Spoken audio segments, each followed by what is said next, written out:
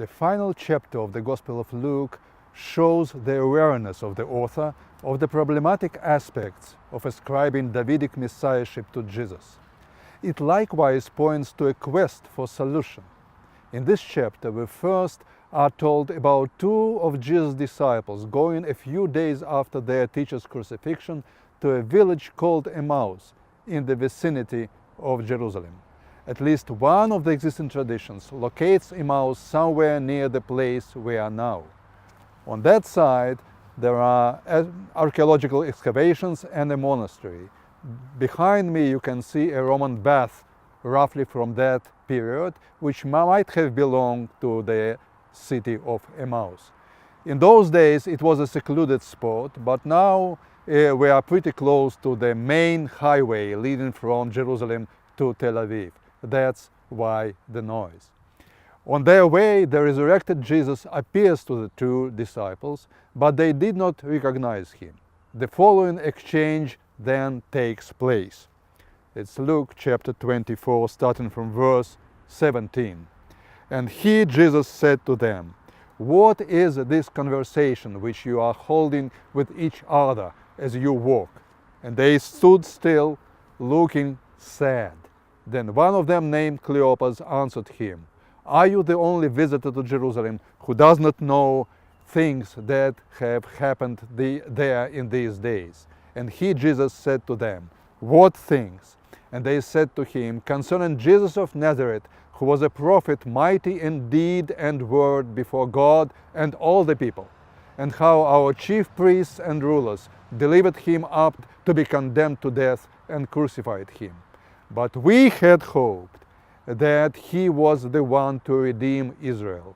Yes, and besides all this, it is now the third day since this happened." The problem is thus spelled out. Jesus was recognized as a prophet, and he was and is definitely such, and this in no way contradicts his tragic fate. Unfortunately, this is what often happens to prophets. They are rejected and persecuted, a biblical motif which is expressed forcefully at the end of the second book of Chronicles. But we, the disciples say, hope that he would be something more, that he would bring redemption as the Davidic Messiah, and in that there was an obvious failure. And instead of initiating redemption, our messianic candidate has been already dead for 3 days. Having outlined the problem, Luke also indicates possible solution. It's further on in the chapter, starting from verse 25.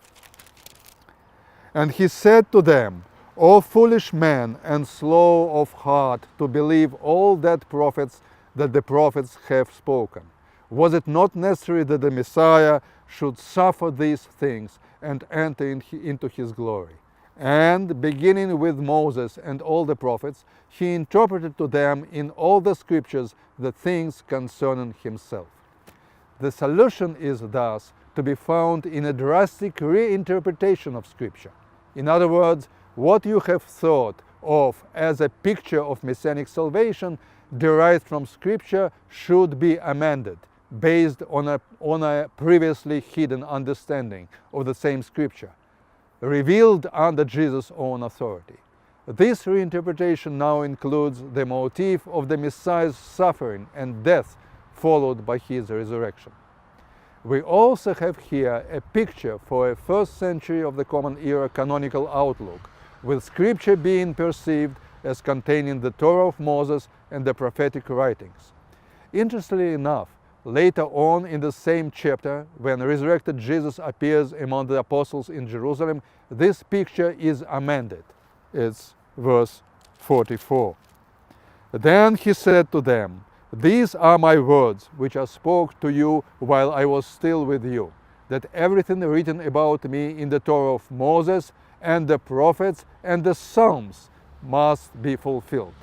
Then he opened their minds to understand the Scriptures, and said to them, "Thus it is written, that the Messiah should suffer and on the third day rise from the dead." Here we see that the Scripture is perceived as containing not 2 but 3 main parts. It is interesting that at Qumran, also in the same scroll, 4QMMT, a similar fluctuation between Moses and prophets and Moses, prophets and David is discerned. It seems that both in the scrolls and in the early layers of the Jesus movement tradition, David was viewed as a special kind of prophet. On the other hand, the appearance of Psalms as a separate category may indicate the process of formation of the third part of Jewish canon, so-called writings, of which Psalms would become the first one. Whatever the case, the author of Luke clearly wishes to argue that hints at Messiah's crucifixion and resurrection could be discerned all over Jewish sacred literature. This is the exegetical program of the nascent Jesus movement. Not to ignore the problem of Messiah's death, but to address it head-on by the means of biblical reinterpretation.